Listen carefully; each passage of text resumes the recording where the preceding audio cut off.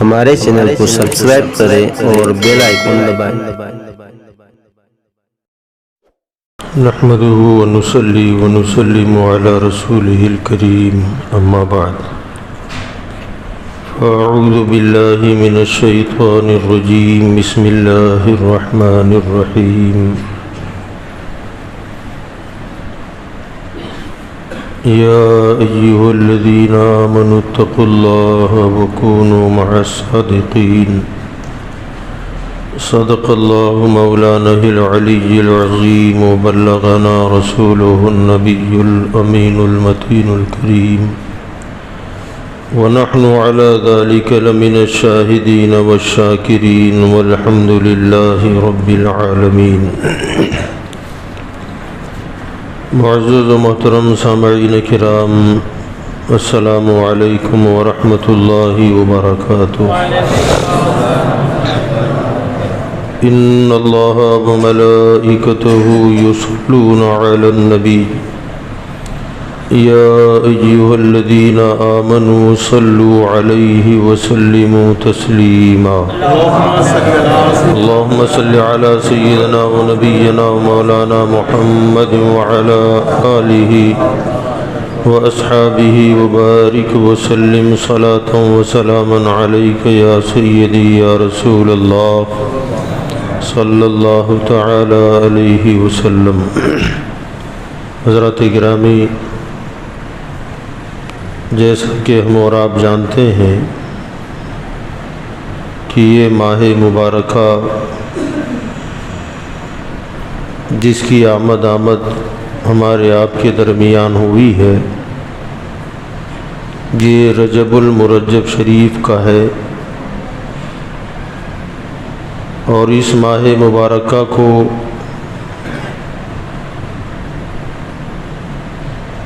کئی نسبتیں حاصل ہے۔ عظیم ترین نسبت اس ماہ مبارکہ کو معراج مصطفیٰ سے ہے۔ اسی مہینے میں اللہ تعالیٰ نے ہمارے آپ کے آقا صلی اللہ علیہ وسلم کو آسمانوں پر اور وہاں سے لامکاں بلا کر اپنے دیدار سے مشرف فرمایا۔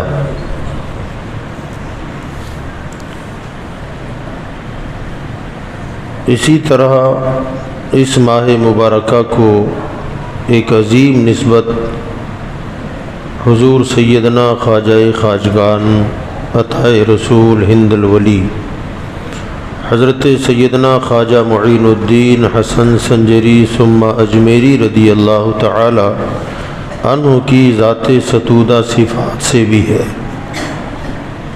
بڑے تذک و احتشام کے ساتھ خوش عقیدہ مسلمان اس مہینے میں بالخصوص حضرت خواجہ غریب نواز علیہ رحمت و رضوان کا عرس مناتے ہیں۔ بعض وہاں پہنچ کے مناتے ہیں اور بعض جہاں رہتے ہیں وہیں منا لیتے ہیں۔ اللہ تعالیٰ ان نسبتوں کو قائم رکھے اور خواجہ خواجگان معین الدین چشتی رحمۃ اللہ تعالی علیہ کے فیوز و برکات سے ہم سب کو مالا مال فرمائے۔ حضرت خواجہ غریب نواز رضی اللہ تعالی عنہ والد محترم کی طرف سے امام حسین کی اولاد میں ہے، اور آپ کی والدہ محترمہ سیدنا امام حسن مجتبیٰ کی اولاد ہے۔ اس طرح سیدنا خواجہ غریب نواز حسنی حسینی سید ہے۔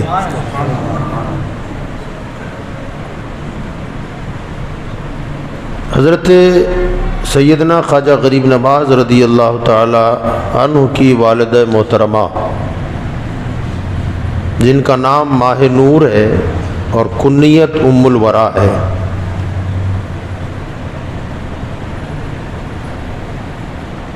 ان کے والد یعنی حضرت خواجہ غریب نواز کے نانا سید داؤد ان کا نام ہے۔ اور سید داؤد کے جو والد ہیں ان کا نام ہے حضرت سیدنا سید عبداللہ حنبلی۔ سیدنا عبداللہ حنبلی رضی اللہ تعالیٰ عنہ جو ہیں یہ آپ کی والدہ کے دادا ہیں، غریب نواز کی امی جان کے دادا ہیں حضرت سیدنا عبداللہ حنبلی رضی اللہ تعالیٰ عنہ، اور یہی سیدنا عبداللہ حنبلی جو ہیں حضرت غوث اعظم کے بھی دادا ہیں، یعنی حضرت سیدہ ام الورا کے والد حضرت سید داؤد ابن عبداللہ حنبلی رضی اللہ تعالیٰ عنہ، یہ سگے بھائی ہیں حضرت سیدنا ابو صالح موسیٰ جنگی دوست کے۔ حضرت ابو صالح موسیٰ جو ہیں یہ غوث اعظم کے والد ہیں، تو حضرت سیدنا ابو صالح موسیٰ جنگی دوست ابن حضرت عبداللہ حنبلی، حضرت سید داؤد ابن سید عبداللہ حنبلی، تو سید داؤد ابن عبداللہ حنبلی کی بیٹی ہیں حضرت سیدہ ام الورا ماہ نور، ان کے بیٹے ہیں حضرت خواجہ غریب نواز، دوسرے بیٹے سیدنا عبداللہ حنبلی کے ہیں حضرت سیدنا ابو صالح موسیٰ جنگی دوست، ان کے بیٹے ہیں حضرت سیدنا غوث اعظم جیلانی۔ اس اعتبار سے حضرت سیدنا غوث اعظم رضی اللہ تعالی عنہ کی چچا زاد بہن خواجہ غریب نواز کی والدہ ہیں، سبحان اللہ، اس رشتے سے دونوں ہو گئے ماما بھانجے، سبحان اللہ، دونوں رشتے میں ماما بھانجے ہوئے۔ بعض روایتوں کے مطابق بعض کتب سیر میں یہ بھی ملتا ہے کہ حضرت خواجہ غریب نواز اور حضور سیدنا غوث اعظم رضی اللہ تعالیٰ عنہ دونوں خالہ زاد بھائی ہیں، یہ بھی روایت ملتی ہے۔ ممکن ہے بعض لوگوں کا ذہن کہیں ٹکرا نہ جائے، مجھ سے سن لے کہ بھانجے ہیں اور پھر کسی مقرر سے سن لیں کہ وہ خالہ زاد بھائی ہیں، تو پھر کہیں آپ کے ذہن میں گڑبڑی نہ ہو جائے، اس لیے میں اس کو کلیئر کر دوں کہ ادھر بھانجے تو ہیں ہی، ددیال کے رشتے کے اعتبار سے غوث اعظم کے بھانجے لگے حضرت سیدنا غریب نواز، ان کی والدہ بہن لگتی ہیں، لیکن ننیال کی طرف سے حضرت سیدہ ام الورا ایک رشتہ حضرت غوث اعظم کا ان کا خالہ زاد بہن بھائی کا بھی ہے، تو ایک رشتے سے وہ ان کی خالہ زاد بہن بھائی ہوئے، ایک رشتے سے چچا زاد بہن ہے اور ایک رشتے سے وہ خالہ لگتی ہے، تو اس میں کوئی ٹکراؤ نہیں ہے۔ بعض رشتے ایسے ہو جاتے ہیں کہ ایک ہی رشتے میں وہ خالہ بھی لگتی ہے اور کبھی ایسا ہوتا ہے کہ بھابھی بھی لگ جاتی ہے، بعض رشتے ایسے ہوتے ہیں، ماما پھوپھی میں رشتہ داریاں ہو جاتی ہیں۔ تو بہرحال حضرت سیدنا خواجہ غریب نواز رضی اللہ تعالیٰ عنہ کا یہ رشتہ جو ماما بھانجے کا رشتہ ہے، یہ قریب ترین رشتہ ہے، زیادہ قربت اس میں ہے۔ حضرت سیدنا غیاث الدین حسن رضی اللہ تعالیٰ عنہ کا نکاح بست کی سرزمین پر حسنی سادات میں سیدہ ام الورا کے ساتھ کیا گیا۔ بڑی خوش آئین بات یہ ہے کہ حضرت سیدہ ام الورا ماہ نور حافظ قرآن تھی، سبحان اللہ، حافظہ تھی، اور سیدنا غیاث الدین حسینی رضی اللہ تعالیٰ عنہ یہ عالم، حافظ، قاری، مفتی، اپنے وقت کے مائے ناز فضلاء میں ان کا شمار ہوتا ہے۔ اللہ تعالیٰ نے اس جوڑے کو جو فرزند عطا کیا وہ عطا رسول ہند الولی ہے۔ حضرت سیدنا خواجہ غریب نواز رضی اللہ تعالیٰ عنہ کی ولادت بھی تقریباً 14 رجب کو ہے، بعض روایتوں کے مطابق 14 رجب کو آپ کی ولادت ہوئی۔ کہتے ہیں کہ سنجر کی سرزمین پر جو عبادت گزار، زہد و تقوی والے لوگ 14 رجب کی شب لگی، 14ویں شب، اس رات کا جب پچھلا پہر شروع ہوا تو تہجد گزار تہجد ادا کرنے کے لیے بیدار ہوئے. تب انہیں گمان ہوا کہ شاید صبح صادق نمودار ہو گئی ہے اور ہماری نماز تہجد قضا ہو گئی. وہ گھبرا کر باہر نکلے اپنے اپنے صحنوں میں. تو آ کر کے انہوں نے یہ منظر دیکھا کہ آسمانوں کی بے پناہ بلندیوں سے خط مستقیم کی شکل میں ایک نور اتر رہا ہے، مینارے کی طرح اتر رہا ہے. انہوں نے اس نور کی جستجو شروع کر دی کہ آخر یہ نور کیسا جس کی روشنی سے رات کو صبح کا منظر پیش کر رہی ہے. رات تھی مگر لگ رہا تھا کہ روشنی پھوٹ گئی اور ہماری قضا نماز تہجد قضا ہو رہی ہے. وہ گھبرائے اور باہر نکلا تو دیکھا خط مستقیم کی شکل میں آسمان کی بے پناہ وسعتوں سے نور کی کرنیں اتر رہی ہیں. اور اس کی جستجو میں جب یہ نکلے تو وہ نور کہیں اور نہیں سید غیاث الدین کے مکان پہ اتر رہا تھا. یہ سارے لوگ جب جمع ہوئے تو انہوں نے دیکھا کہ اس مکان کے قریب گئے تو مکان کے باہر جو چبوترا بنا ہوا تھا وہاں حضرت سیدنا غیاث الدین رحمت اللہ تعالی علیہ سجدہ شکر میں سر رکھے ہوئے ہیں. لوگ قریب آئے، اتنے میں اندر سے خادمہ آئی اور آواز دی کہ حضور مبارک ہو، اللہ نے بیٹا عطا فرمایا ہے. فرماتے ہیں کہ انہوں نے جب حضرت سیدنا خواجہ غیاث الدین رضی اللہ تعالیٰ عنہ سے کہا کو مبارکباد دی کہ ہم دیکھ رہے ہیں کہ نور کی کرنیں اتر رہی ہیں، نور برس رہا ہے. اس کے صبح ہی الحمدللہ پورے سنجر میں مشہور ہو گیا کہ سادات کے خاندان میں ایک بڑا ہی پروقار بچہ پیدا ہوا ہے. الحمدللہ ماں باپ کی محبتوں کے خنک سائے میں حضرت سیدنا خواجہ غریب نواز نے قدم رکھا. ان کی محبتوں شفقتوں کے سائے میں آپ کی والدہ فرماتی ہیں سیدہ ام الورا کہ تقریباً میرے حمل کو جب 4 مہینہ گزر گیا 120 دن جب میرے بیٹے کے جسم میں روح داخل ہوئی اس وقت سے لے کر پیدائش تک روزانہ آدھی رات کے بعد مجھے کلمہ شریف کی آواز آتی تھی. تو پہل تو میں ذرا پریشان ہوئی کہ یہ آواز کیسی ہے. جب میں نے غور کیا تو آواز باہر سے نہیں میرے شکم سے آ رہی ہے اور یہ سلسلہ حضرت خواجہ غریب نواز کی ولادت تک جاری رہا. تو جو ذات ماں کے پیٹ میں کلمہ طیبہ کا ورد کرے اس ذات کا کہنا کیا. بہرحال ماں باپ کی محبتیں اور دادی کا پیار. دادی نے اپنے ہونہار پوتے کی زندگی کے زیادہ ماہ و سال تو نہ دیکھے. آپ کی عمر جب 5 سال کی ہوئی تو آپ کی دادی جان کا انتقال ہوا اور حضرت خواجہ غریب نواز رحمۃ اللہ علیہ کو جو لقب دیا گیا ہے غریب نوازی کا، یہ غریب نوازی کا جو لقب ہے ایسا نہیں ہے کہ یہ بعد میں ملا ہے یا ان کی صفت جو ہے یہ بعد میں پیدا ہوئی ہے. یاد رکھیں بعض چیزیں وہ ہوتی ہیں جسے عادت کہتے ہیں اور بعض چیزیں وہ ہوتی ہیں جسے فطرت کہا جاتا ہے. عادتیں بدل جاتی ہیں، فطرتیں نہیں بدلتی. عادتیں بدل جاتی ہیں، فطرتیں نہیں بدلتی. حضرت خواجہ غریب نواز عادتاً غریب نواز نہیں ہے، یہ فطرتاً غریب نواز ہے. غریب نوازی کا عنصر ان کو فطرت میں ملا ہے. تاریخ گواہ ہے، بچپن کے کئی واقعات ایسے ہم کو ملتے ہیں کہ غریب نوازی کا منظر تو دنیا نے اس وقت بھی دیکھا. آپ کی ماں خود گواہ ہے اس بات کی کہ میرا بیٹا جب دودھ پیتا تھا دودھ تو اس وقت ایک خاتون میرے گھر میں آئی، اس کی گود میں بھی بچہ تھا. وہ آئی کچھ دیر بیٹھی تو وہ بچہ رونے لگا اور معین الدین میری گود میں تھا.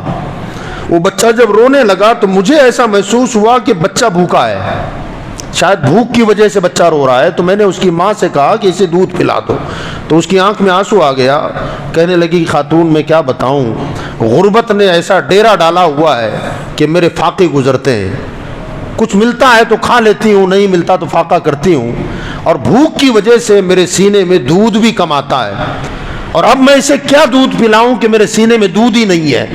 وہ کہہ کر یہ رونے لگی، کہا میں اس کو تسلی کیسے دوں؟ حضرت خواجہ غریب نواز اپنی ماں کی گود میں ہیں اور بار بار اچھل کر نیچے آ رہے ہیں، اور پھر اسی ایام شیرگاہ خارگی میں بچے کی طرف کچھ اشارہ کیا تو ماں کہتی ہے مجھے لگا کہ میرا بیٹا شاید اسے دودھ پلانے کا کہہ رہا ہے، تو میں نے اسے نیچے کر دیا اور اس بچے کو اپنی گود میں لے کر سینے سے لگا دیا، اپنا دودھ پلایا تو معین الدین مسکرانے لگ گیا۔ پتا چلا یہ بچپن میں غریب نوازی ہے، دوسرے کو پلا کر شکم سیری کروا کر جو ماں کی گود میں خوش ہوتا ہو، گود میں عالم شباب حال شباب کچھ نہ پوچھ۔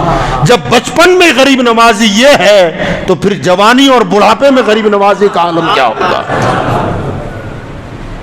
حضرت سیدنا خواجہ غریب نواز کی عمر جب 3 سال ہوئی نا، آپ کی والدہ فرماتی ہیں 3 سال کی عمر میں بچے باہر جب کھیلنے جاتے تھے تو میرے بیٹے کو میں نے کبھی نہیں دیکھا کہ گالی گلوچ کرنے والے، زبان درازی کرنے والے، پھوڑ قسم کی بات چیت کرنے والے بچوں کے ساتھ میرا بیٹا کبھی کھیلتا ہی نہیں تھا۔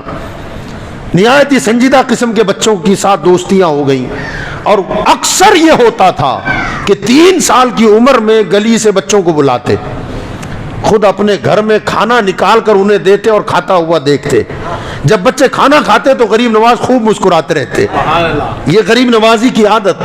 بہرحال والد محترم اور ماں نے آپ کی تعلیم کا سلسلہ شروع کیا، بہت کم عمری میں آپ حافظ قرآن بن گئے، اور پھر آپ کے والد محترم نے مروجہ درس نظامیہ جو اس زمانے میں چلتا تھا اس کا سلسلہ جاری کیا۔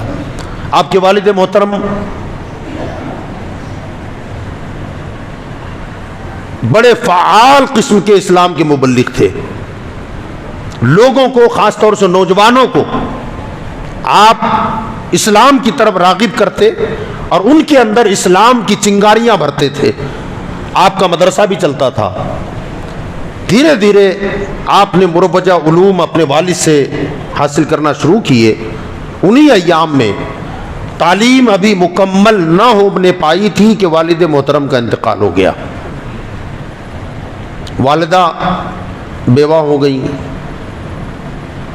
اسی بیوگی کے عالم میں والد محترم کے انتقال کو اللہ کی رضا جان کر آپ نے صبر و تحمل کے ساتھ برداشت کیا، اور والد محترم کے تمام تر کام خود نے سنبھال لیے۔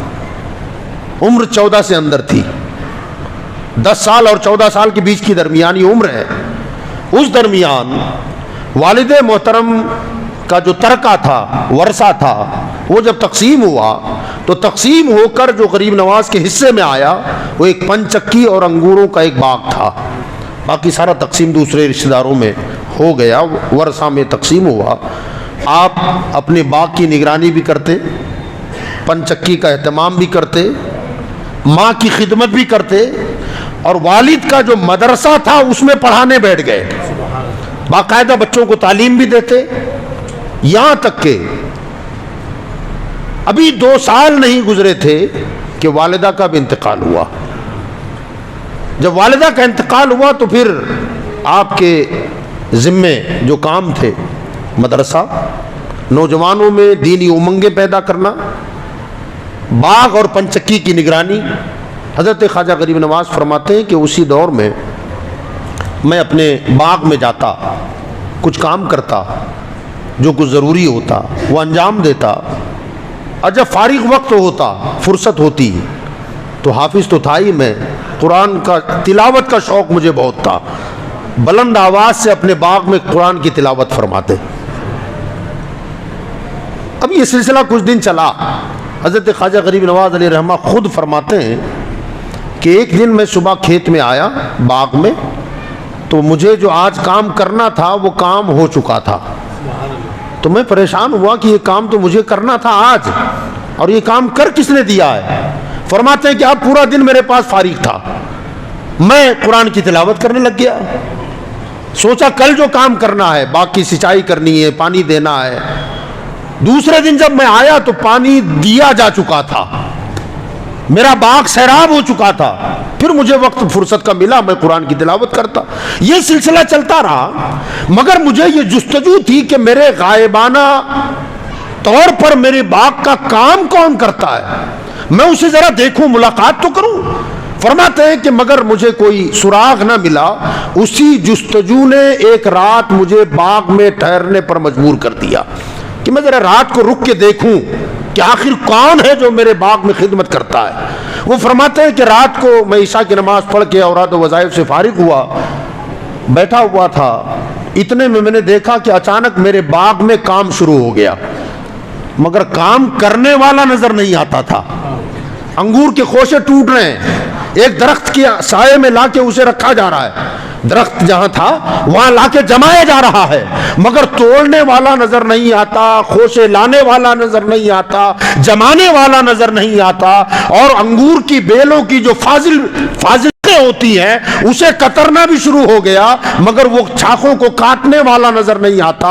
اچانک باغ کی سینچائی شروع ہو گئی، باغ میں پانی جا رہا ہے مگر پانی پہنچانے والے ہاتھ نظر نہیں آتے۔ میں پریشان ہو گیا اور پھر میں نے یہ کہا دوستوں کو دوست سے پردہ کیسا؟ اب میں یہاں آپ کی توجہ چاہتا ہوں، دوستوں سے دوست کا پردہ کیسا؟ ذرا سامنے آ جائیں، کم سے کم شکریہ کا موقع تو مجھے دیں۔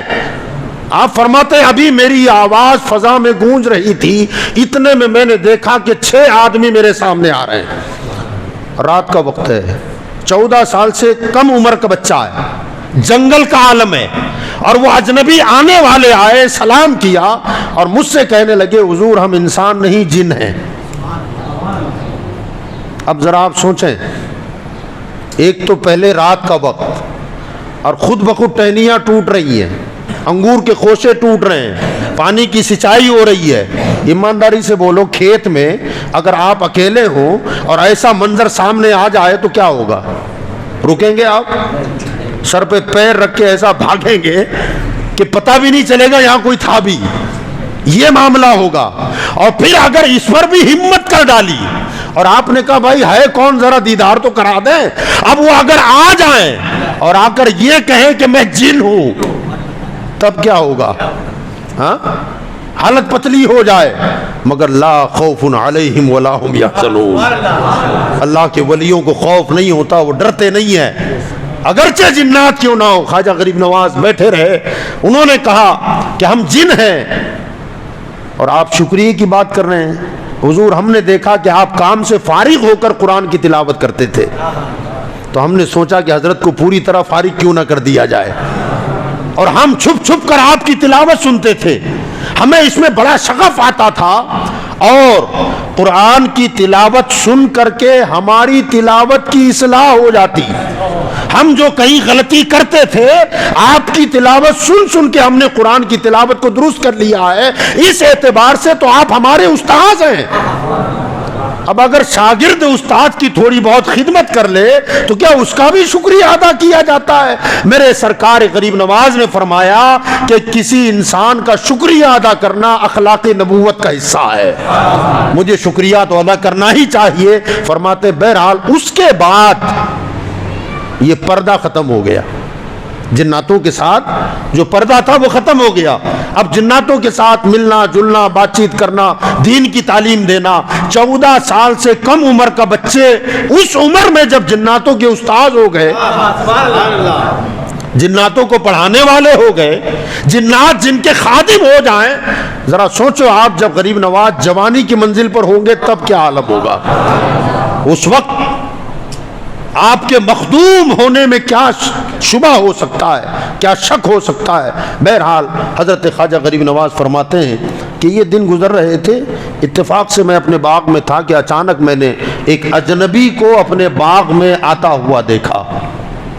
ہولیے سے دیوانہ لگ رہا تھا، مگر ولی را ولی می شناسد، ہاں باغ خاص طور سے انگوروں کا، اور اس زمانے میں جو باغات ہوتے تھے وہ 4 دیواری سے گھرے ہوتے تھے، اس کا باقاعدہ گیٹ بنا ہوتا تھا۔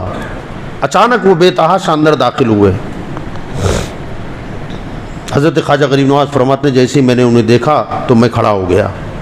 غریب نواز نے انہیں بلا کر ایک سائے دار درخت کے نیچے بٹھایا اور بٹھا کر کے کہا کہ حضور یہاں تشریف رکھیں، میں ابھی آتا ہوں۔ آپ باغ کے اندر گئے اور پکے ہوئے انگوروں کا خوشے لے کر کے آپ ان کی بارگاہ میں آ کر انہوں نے پیش کیا۔ یاد رکھیے گا، بعض اوقات میں نے بھی دیکھا ہے، آپ نے بھی دیکھا ہوگا، بلکہ بعض لوگوں کا عمل بھی ہوگا کہ بعض پریشان حال لوگ کبھی ہماری دکان پہ آ جاتے ہیں، کبھی مکان پہ آ جاتے ہیں۔ ایک آدھ دو مرتبہ کا اتفاق ہوا ہے کہ مانگنے والا اچانک اس مکان کے چبوترے پر چڑھ گیا اور گھر پہ دروازے پہ آ کر دستک دی اس نے، تو مکان مالک نے اسے ڈانٹ کر کے کہا نہیں اوپر نہیں چڑھنا ہے، نیچے رہو۔ حضرت خواجہ غریب نواز کا اخلاق یہ بتاتا ہے کہ وہ آنے والا آیا تو آپ نے بھگایا نہیں اسے، بلکہ بلا کر کے بٹھایا، اور جو آپ کے پاس تھا اس کے ذریعے سے آپ نے ان کی خدمت کی۔ ہمیں کیا پتا کہ کون کس شکل میں آیا ہے، کسی مانگنے والے کو ہم نے جھڑک دیا، ہو سکتا ہے اللہ کی طرف سے آزمائش ہو، اللہ نے کسی فقیر کے لباس میں کسی فرشتے کو بھیج دیا ہو، یہ بھی تو ممکن ہے۔ جھڑکو مت، وَأَمَّا السَّائِلَ فَلَا تَنْهَرْ، اللہ فرماتا ہے کہ سائلوں کو جھڑکنا نہیں، ڈانٹ مت دینا، ڈپٹ مت دینا، ہو سکے تو خدمت کر دیں، نہ ہو سکے تو معذرت کر لیں، ڈانٹنا ڈپٹنا نہیں۔ ورنہ اگر عام بھی آدمی ہو ممکن ہے کہ اس کا دل ٹوٹے، اور جب مظلوم کا دل ٹوٹتا ہے تو اللہ کا عرش ہلنے لگتا ہے۔ ہو سکے تو مدد کر دیں، اگر مدد کی طاقت نہیں ہے تو محبت کے ساتھ معذرت کر لیں، یہ بہتری اسی میں ہے، بھلائی اسی میں ہے۔ حضرت خواجہ غریب نواز فرماتے ہیں کہ میں نے انگور کا خوشہ لا کر کے رکھا، انہوں نے ایک دانہ توڑا انگور کا، بسم اللہ کر کے منہ میں ڈالا، منہ میں ڈالتے ہی ان کی زبان سے نکلا کہ اس میں غیاث الدین حسن کے تقوی کی مٹھاس ہے، ام الورا کے زہد کی خوشبو ہے، معین الدین حسن کے اخلاص کی چاشنی اس میں ہے، اور چشت کی شادابی اس میں ہے۔ تو حضرت خواجہ غریب نواز ایک ایک لفظ ان کا سن رہے تھے غور سے، اور فرمایا کہ حضور اس سے لگتا ہے کہ آپ میرے بارے میں کافی کچھ جانتے ہیں، مگر کچھ باتیں تفصیل طلب بھی ہیں۔ کہ آپ کون، آپ کا تعارف کیا؟ تو انہوں نے کہا کہ ایسے تو میں ابراہیم قندوزی کے نام سے مشہور ہوں، لیکن لوگ مجھے دیوانہ کہتے ہیں۔ فرمایا کہ وہ سچ ہی تو کہتے ہیں کہ میں اپنے پیر جناب حضرت یوسف چشتی رحمۃ اللہ علیہ کا دیوانہ ہی تو ہوں۔ اور فرمایا مجھے لگ رہا ہے کہ آج جو میرے پیر نے اس وقت میرے اندر عشق الہی کی آگ بھڑکائی تھی، اس آگ پر ساون بھادو آج برسے گا، اور وہ آگ آج کچھ سرد پڑے گی۔ حضرت خواجہ معین الدین چشتی رحمۃ اللہ علیہ نے فرمایا ذرا تفصیل بتائیں، تو فرمایا میرے پیر و مرشد نے مجھ سے کہا تھا کہ یہ تجھ میں جو آگ لگائی ہے محبت کی، وہ آگ بھڑکے گی، مگر اس کے سرد ہونے کا وقت اس وقت آئے گا۔ اس کا ذریعہ یہ ہے کہ مجھے انہوں نے ایک کھلی کا ٹکڑا دیا تھا کہ اسے کھاؤ گے تو وہ آگ سرد ہوگی، مگر اس کی ایک شرط ہے، اس کھلی کے ٹکڑے کو سنبھال کے رکھنا، میرے معین الدین کو تلاش کرتے رہنا، وہ جب ملے گا تو آدھا حصہ اس کا ہے اور آدھا تیرا ہے، جب یہ کھا لو گے تو تمہیں تسکین اور تسلی ہو جائے گی، شاید وہ وقت آ گیا ہے۔ انہوں نے اپنے جھولے سے وہ کھلی کا ٹکڑا نکالا، آدھا توڑا، خواجہ معین الدین چشتی کو عطا کیا اور آدھا خود کھایا۔ حضرت معین الدین چشتی نے فرمایا حضور آپ کی باتوں میں کچھ باتیں تفصیل طلب ہیں، حضرت سیدنا یوسف کون ہے اور چشت سے کیا مراد ہے اس وقت تک آپ نے سنا نہیں تھا۔ حضرت سیدنا ابراہیم قندوزی نے فرمایا معین الدین تم جان لو گے اور تم جاننے کے لیے ہی پیدا ہوئے ہو۔ یہ کہہ کر آپ اٹھے اور اٹھ کر کے جب چلے تو چند قدموں کے بعد ہی آپ کی نگاہوں سے اوجھل ہو گئے۔ آپ نے وہ لقمے جب کھائے تو فرماتے میرے دل کی دنیا بدل گئی، دنیا سے نفرت ہونے لگی، اور پھر میرے دل میں خیال آیا کہ میرے والد کی تمنا تھی کہ میں بہترین عالم دین اور فاضل جلیل بنوں، میرے والد کی وہ تمنا ابھی پوری نہیں ہوئی ہے، لہٰذا آپ نے ارادہ کیا اپنی پنچکی فروخت کر دی، باغ بیچا، اس سے جو رقم آئی اس کا اکثر حصہ غریبوں مسکینوں میں تقسیم کر دیا۔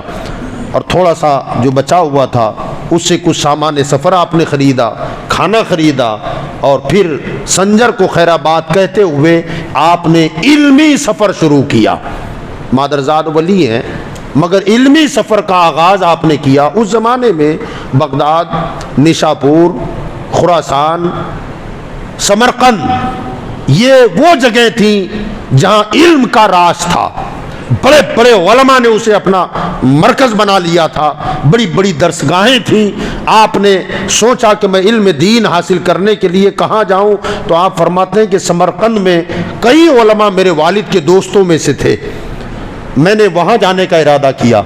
فرماتے ہیں میں جب سمرقند کے لیے نکلا، لقو دک صحراؤں کو پار کرتا ہوا، یکا اور تنہا نوجوان 14 برس کی عمر ہے، علم کی تلاش میں نکل پڑا، اکیلا آدمی، پیدل کا سفر، لقو دک صحرا، جنگل، پہاڑ، ریگستان، میدانی علاقے، سفر کرتے کرتے کرتے آپ دن میں سفر کرتے، رات ہوتی تو جہاں سمجھ میں آتا بیٹھ جاتے، چشمہ دیکھتے، وضو کرتے اور رات عبادت میں گزارتے۔ نماز فجر کے بعد اوراد و وظائف سے فارغ ہو کر پھر آپ کا سفر شروع ہوتا۔ فرماتے ہیں سفر کرتے ہوئے ایک مرتبہ جنگل کے علاقے میں دوپہر کا وقت تھا، چلچلاتی دھوپ میں نے سرے راہ 2 مسافروں کو بیٹھا ہوا دیکھا۔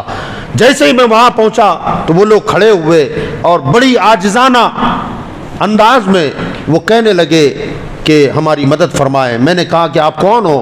تو انہوں نے کہا کہ ہم مسافر ہیں، ہمارا کھانا پانی سب کچھ ختم ہو گیا ہے، لقو دک صحرا ہے، تھک ہار کر یہاں بیٹھے ہیں، مہربانی ہوگی اگر آپ کے پاس کچھ ہو تو ہمیں عنایت فرمائیں۔ حضرت خواجہ غریب نواز نے جتنا کھانا تھا سب پیش کر دیا، پانی کا چھوٹا سا مشکیزہ تھا وہ بھی پیش کر دیا، کہا بسم اللہ کہو، اپنے ہی سمجھ کے کھانا شروع کر دو۔ دونوں نے مل کے پیٹ بھر کے کھانا اتنا کھایا کہ اللہ اکبر، ان کا ہاتھ اس وقت تک نہ رکا جب تک کھانا مکمل ختم نہ ہو گیا، اور پانی کا مشکیزہ جو تھا وہ بھی پیا، اور پھر انہوں نے کہا کہ آپ کے پاس اگر کچھ رقم ہو تو عنایت فرمائے، ہم بڑے مجبور ہیں۔ حضرت خواجہ غریب نواز نے جو مال اپنے پاس تھا وہ بھی ان کے حوالے کیا اور کہنے لگے، دے کر کہنے لگے اگر اس سے تمہاری ضرورت پوری ہوتی ہو تو بہتر ہے، اگر اس سے ضرورت نہ پوری ہوتی ہو تو مجھے معاف کرنا، چونکہ اس سے زیادہ رقم میرے پاس نہیں ہے۔ یہ کہہ کر آپ نکل پڑے۔ جب نکلے تو ان کے دل و دماغ میں ایک بات گردش کرنے لگی کہ یہ لڑکا کون ہے، کہاں جا رہا ہے۔ پیچھے دوڑتے ہوئے آئے، آواز دے کر روکا اور روک کر کے کہا کہ آپ کہاں جا رہے ہیں اور مقصد سفر کیا ہے؟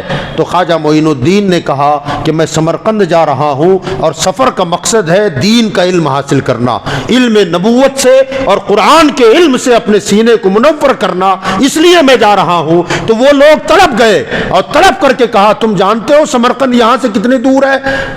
کہاں جانتا ہوں، کہ اب یہاں سے آج جو آپ سفر کر رہے ہیں تقریباً 1 مہینے کے بعد سمرقند آپ پہنچیں گے۔ کہا 1 مہینے کا سفر ہے؟ تو کہا ہاں مجھے معلوم ہے۔ کہا تم نے اپنا کھانا تو ہمیں کھلا دیا، آگے تمہارا کیا بنے گا؟ حضرت خواجہ معین الدین نے توکل اتنا تھا، جواب دیا کہ وہ خدا جو تمہیں اس جنگل میں میرے ذریعے کھانا دے سکتا ہے تو کیا مجھے وہ بھوکا رکھے گا؟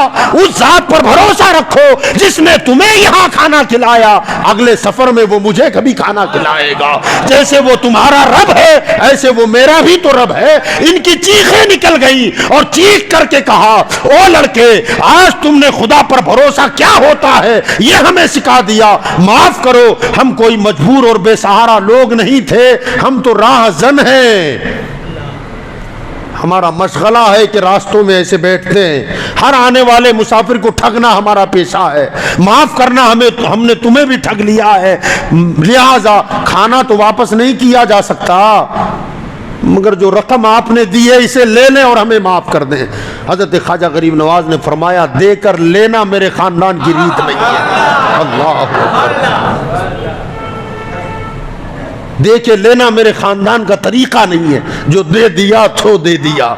کہ اللہ تمہارا بھلا کرے۔ ان لوگوں نے دامن پکڑ لیا، کہا توبہ کرا دیں، آپ نے ہمیں سکھا دیا ہے کہ اللہ پر بھروسہ کیا ہوتا ہے، اللہ پر توکل کیا ہوتا ہے۔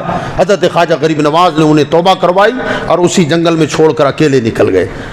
بہرحال حضرت خواجہ غریب نواز رضی اللہ تعالیٰ سمرقند میں تقریباً 5 سال آپ نے علم حاصل کیا، عالم فاضل ہوئے، آپ کے وہاں استاد سے حضرت مولانا علامہ حسام الدین مدنی رحمۃ اللہ تعالیٰ علیہ، انہوں نے بڑے شوق اور ذوق کے ساتھ آپ کو علم سے آراستہ کیا، اور آپ علم حاصل کرنے میں ذہن بھی وسیع پایا تھا، شوق بھی تھا، جستجو تھی، ولولہ تھا، اتنے کامل عالم و فاضل بنے، اتنے قابل بنے کہ آپ کے استاد نے خود پیشکش کر دی کہ معین الدین میری تمنا ہے کہ میرے مدرسے میں رہ کر مدرس بن جائیں، میری مدرسے میں تعلیم دیں آپ لڑکوں کو۔ آپ نے فرمایا نہ حضور، میری منزل بہت دور ہے، مجھے دور جانا ہے، یہاں رہ کر میں مقید نہیں ہونا چاہتا، مجھے کہیں اور جانا ہے اور میری منزل مجھے بلا رہی ہے۔ حضرت خواجہ غریب نواز جب سے سمرقند آئے تھے، حضرت خواجہ غریب نواز رحمۃ اللہ علیہ مدرسے میں جو آپ کا کمرہ تھا، حجرہ تھا، اس مدرسے کے حجرے میں ایک مرتبہ شب جمعہ رات کے وقت بچے جب بیدار ہوئے تو انہوں نے دیکھا کہ آپ جس کمرے میں تھے اس کے دروازے کی روزنوں سے، دروازے میں جو سوراخ ہوتے ہیں، اس سے نور کی کرنیں نکل رہی ہیں آدھی رات کے بعد۔ یہ بچے دوڑتے ہوئے استاد کے پاس گئے اور جا کر حضرت علامہ حسام الدین مدنی سے کہا کہ معین الدین کے کمرے سے روشنی نکل رہی ہے، آپ باہر نکلے تو وہ اب روشنی نہیں تھی۔ فرمایا بیٹا جب بھی دوسری مرتبہ دیکھو تو مجھے اطلاع کرنا۔ دوسرا جب جمعہ آیا، شب جمعہ، تو وہ روشنی پھر ظاہر ہو گئی۔ لڑکے استاد کے پاس گئے، استاد باہر نکلے، انہوں نے غور سے دیکھا تو فرمایا یہ تو قرآن کا نور ہے، یہ نور قرآن ہے۔ کہ لڑکو چپ چاپ جا کے سو جاؤ اور اس بات کے بارے میں معین الدین سے جستجو مت کرنا، پوچھ پرس مت کرنا، اس کے حال پہ رہنے دو، اس کا مقام بہت بلند ہے۔ فرماتے ہیں رمضان کا مہینہ جب آیا تو استاد محترم نے اپنی مسجد میں تراویح کے لیے مقرر کر دیا۔ حضرت خواجہ غریب نواز کا لہجہ، انداز، قرت، آواز، اس کے ساتھ ساتھ عامل قرآن تھے تو تاثیر بھی ایسی تھی۔ جب تراویح میں قرآن پڑھنا شروع کیا تو سمرقند کے تقریباً لوگوں میں چرچا ہو گیا کہ ایک نوجوان حافظ قرآن ہے اور بہت بہترین قرآن پڑھتا ہے۔ تو مسجد میں نمازیوں کے لیے جگہ نہیں بس آتی، اتنی کثیر تعداد میں تراویح میں نمازی ہونے لگے، یہاں تک کہ حضرت استاد محترم علامہ حسام الدین مدنی رحمۃ اللہ علیہ کو ان کا قرآن پڑھنا اتنا پسند آیا کہ رمضان کے بعد آپ نے باقاعدہ خواجہ معین الدین چشتی سے کو حکم دیا کہ نماز فجر اور عشاء کی امامت آپ کریں گے، میں آپ کے پیچھے پڑھوں گا۔ 3 وقت کی نماز استاد پڑھاتے اور 2 وقت کی نماز حضرت خواجہ معین الدین امامت فرماتے تھے، جس میں بلند آواز سے تلاوت ہوتی ہے اور لمبی تلاوتیں ہوتی ہے، اس میں خواجہ غریب نواز امامت فرماتے تھے۔ 20 سال کی عمر میں آپ عالم، فاضل، قاری، مفتی اور مفسر ہو گئے، 20 سال کی عمر میں۔ انشاءاللہ کبھی موقع ملے گا تو ہم آگے بات کبھی عرض کریں گے۔ اللہ تعالیٰ مجھے آپ کو اولیاء کاملین سے عقیدت و محبت عطا فرمائے، بالخصوص حضرت سیدنا خواجہ غریب نواز علیہ رحمہ کے فیوز و برکات سے اللہ ہم سب کو مالا مال فرمائے۔ وما علینا الا البلاغ۔